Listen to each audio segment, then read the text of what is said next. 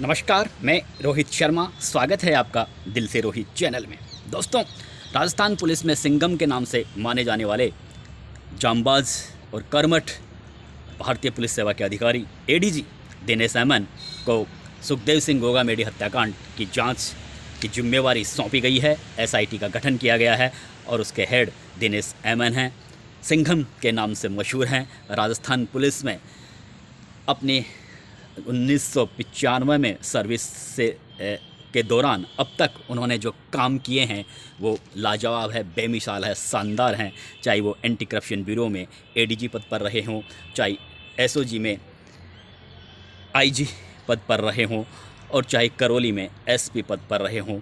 तमाम जो अब तक उनको जो जिम्मेवारी मिली है उस जिम्मेवारी में उन्होंने ऐसे ऐसे करतब करके दिखाए हैं, उससे राजस्थान की जनता भी खुश है, सरकारें भी खुश है। हालांकि इस दौरान बीच में सोहराबुद्दीन इनकाउंटर के मामले को लेकर वे करीब 7 साल तक जेल में बंद रहे।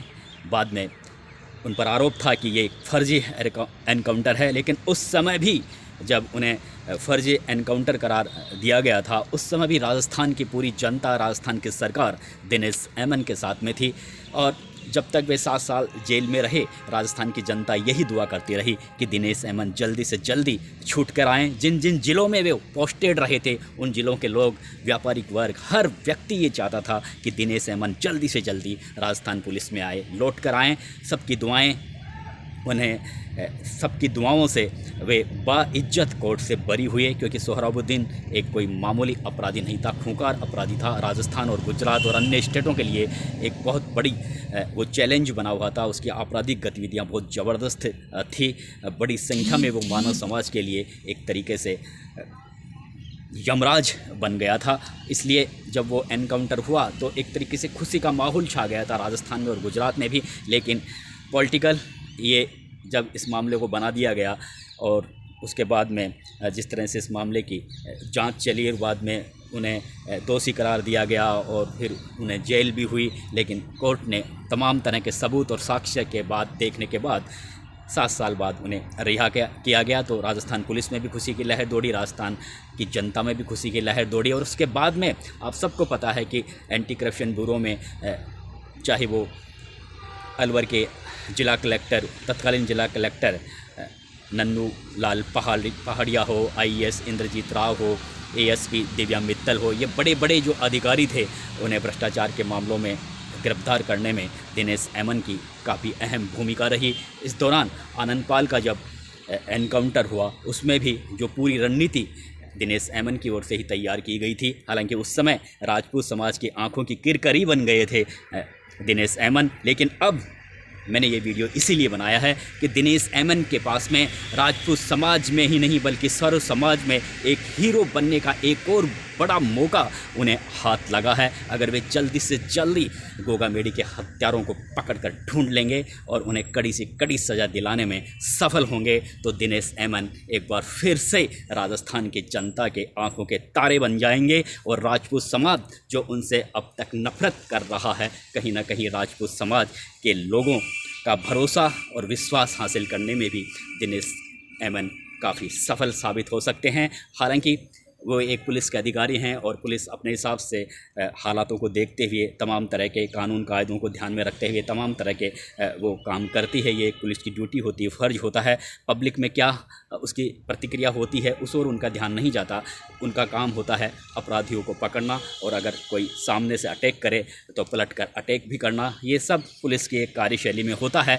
लेकिन कानून और कायदों को सबसे पहले पुलिस ज़रूर ध्यान में रखती है। हालांकि अब जिस तरह की सुखदेव सिंह गोगामेडी का मर्डर होने के बाद में राजपूत समाज के लोग यही कहते हैं कि जिस तरह से उत्तर प्रदेश में योगी आदित्यनाथ अपराधियों को लेकर जिस तरह की कार्रवाई हो रही है, जिस तरह से वहाँ पर खुद मुख्यमंत्री ये कहते हैं कि या तो अपराधी सुधर जाएं या तो वो उत्तर प्रदेश को छोड़ दें, और अगर उत्तर प्रदेश में रहते हैं तो बड़े तरीके से रहें, सलीके से रहें, सुधर जाएं, नहीं तो या तो वो गोली से मारे जाएंगे या फिर वो अंदर जेल में सड़ेंगे। ये इस तरह की जो कार्रवाई वहाँ पर उत्तर प्रदेश में हुई है और जिस तरह से कई अपराधियों का वहाँ पर एनकाउंटर भी उत्तर प्रदेश पुलिस की ओर से किया गया है, तो यहाँ पर राजपूत समाज के लोग भी ये उम्मीद लगा रहे हैं राजस्थान पुलिस से कि जिस तरह से सुखदेव सिंह गोगामेडी को तनादन गोलियों से भूना गया है, ठीक उसी तरह से उन दोनों शूटरों को भूना जाए राजस्थान पुलिस की ओर से। और अपराधियों के खिलाफ अगर इसी तरह से कार्रवाई होगी तो अपराधों पर अंकुश लग सकता है। लेकिन आप सबको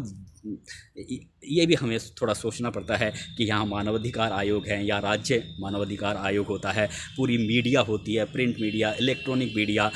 आप तो शायद खुश हो जाएंगे उन्हें शूट करके, लेकिन बाद में कई अधिकारियों को जेल तक हो जाती है। आप सबने देखा होगा कि दिनेश अहमद 7 साल तक उनका जो शानदार पुलिस कैरियर था, 7 साल तक उन्होंने किस तरह से जेल में अपना जीवन बिताया। तो पुलिस अपने हालातों के मद्देनज़र ज़रूर कार्रवाई करती है। अगर उन्हें लगता है कि अपराधी को शूट करना है तो वो शूट भी करती है। उस समय करती है जब पुलिस को लगे कि हाँ अब सामने से गोली सीने पर आ रही है, तो फिर भी निश्चित रूप से उस समय भी वो पुलिस सबसे पहले पाँव में गोली मारती है, पूरा मौका देती है अपराधी को कि हम आपको जीवित पकड़ना चाहते हैं। लेकिन जब ऐसा लगे कि वो कई मौके पर कईयों की जान ले सकता है तो उस समय पुलिस ज़रूर जवाबी कार्रवाई करती है। खैर, मेरा ये वीडियो बनाने का मतलब यही था कि आनंदपाल सिंह के एनकाउंटर के बाद में जिस तरह से राजपूत समाज की आंखों की किरकिरी बने दिनेश अहमद, तो अब अगर वे जल्दी से जल्दी सुखदेव सिंह गोगामेडी के हत्यारों तक पहुंच जाएंगे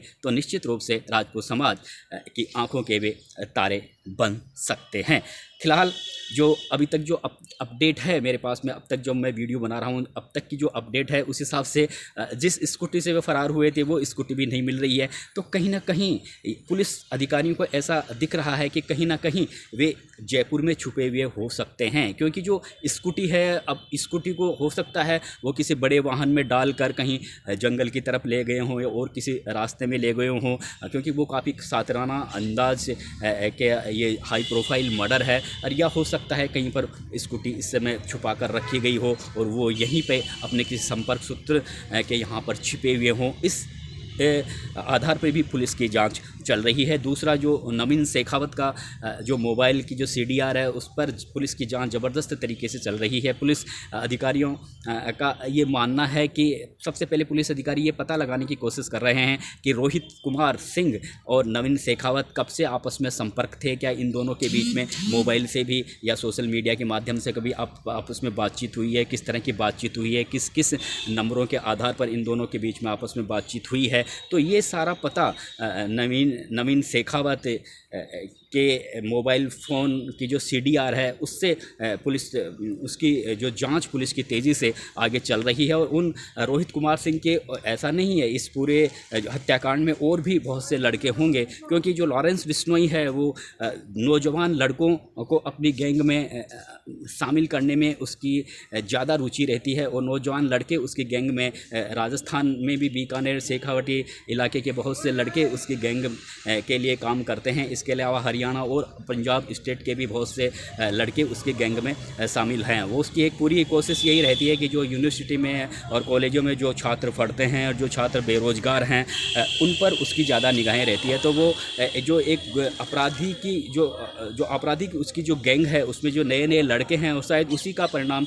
रोहित कुमार सिंह है। और तो पुलिस ये पता लगाने का प्रयास कर रही है कि रोहित कुमार सिंह और नवीन शेखावत के बीच कब से आपस में बातचीत हुई, क्या रोहित कुमार सिंह नवीन शेखावत के भी घर गया है, इस तरह की पूछताछ नवीन शेखावत के परिजनों से भी पुलिस ने पूछताछ की है। और उसके बाद में जिस तरह